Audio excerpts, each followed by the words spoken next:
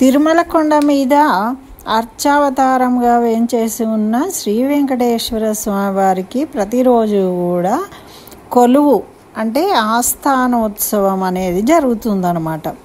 అయితే ఈ శ్రీ స్వామివారికి ప్రతిదినము ఉషకాలంలో అంటే సుప్రభాతం జరుగుతుంది. సుప్రభాతం జరిగిన తర్వాత విశ్వరూప సందర్శనం జరుగుతుందట. తర్వాత విశ్వరూప దర్శనమందు రాత్రి శ్రీ స్వామివారికి బ్రహ్మాదులు ఆరాధన చేస్తారట అక్కడ.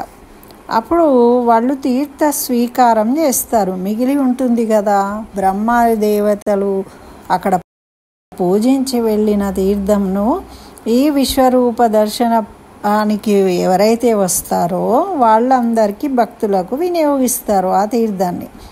తర్వాత మళ్ళీ అంతా శుద్ధి చేసేస్తారు.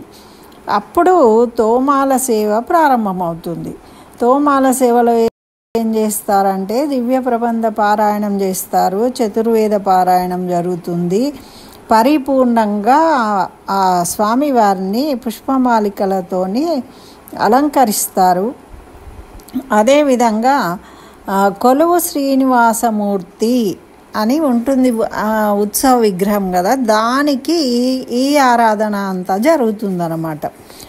ఆ ఆరాధన జరిగిన తర్వాత కొలువు శ్రీనివాసమూర్తి విగ్రహాన్ని అర్చామూర్తిని ఆ బంగారు వాకిలి ఉంటుంది కదా అక్కడికి దానికి ముందు గల ఆస్థాన మండపానికి తీసుకొస్తారు. తీసుకొచ్చి అక్కడ ఒక సింహాసనం ఉంటుంది, సువర్ణ సింహాసనం. దానికి సువర్ణ ఛత్రం ఉంటుంది. వింజామరలు రాజ మర్యాదలతోని అక్కడికి వెంచేపు చేస్తారు. అప్పుడు అక్కడ శ్రీవారికి మళ్ళీ ఆరాధన జరుగుతుంది. మరి అర్చకులకు మాత్రాదానం చేస్తారట. తర్వాత ఆరాధకులు శ్రీవారి పాదముల యందు మంత్రపుష్పమును సమర్పించుకుంటారు. అది అయిపోయిన తర్వాత అక్కడ దివ్య ప్రబంధాన్ని, చతుర్వేదాలను, ఇతిహాస పురాణాలను, కర్మసూత్రాలను, బ్రహ్మసూత్రాలను అన్నీ వినిపిస్తారట ఆ స్వామివారికి. అవన్నీ వినిపించిన తర్వాత పంచాంగం ఆ రోజు తిథి వార నక్షత్రాలను, కరణ యోగాలను అన్నిటినీ ఆ రోజు ఏమి విశేషమో కూడా తెలియజేస్తారు.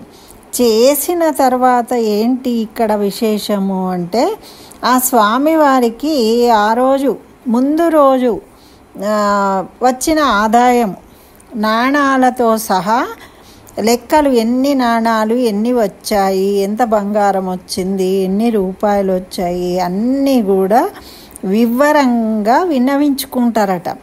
అలా అన్నీ విన్నవించుకున్న తర్వాత అప్పుడు తిలపిష్టము అంటే బెల్లమును నువ్వుల పిండి దాన్ని శ్రీవారికి నివేదన చేస్తారు.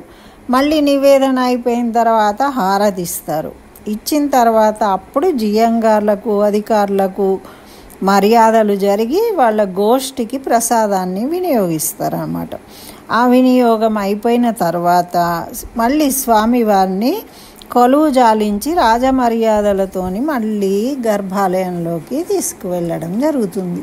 దీన్నే ఆస్థానము అంటారు. ఇది ప్రతిరోజు నిర్వహించబడుతుంది. మనమేమో లైన్లలో నిలబడి ఎప్పుడు దర్శనానికి వదులుతారు అనుకుంటూ చూసుకుంటూ ఉంటాం కదా, లోపలనేమో ఈ కార్యక్రమాలన్నీ జరుగుతాయి, మనం చూడం కదా. అందుకని మనం అక్కడ ఉన్నప్పుడు కూడా ఆ సమయంలో ఆ ఉదయంలో మనం ఇవన్నీ ఊహించుకొని స్వామివారిని మనసులో దర్శించుకొని నమస్కరించుకుందాం. స్వస్తి.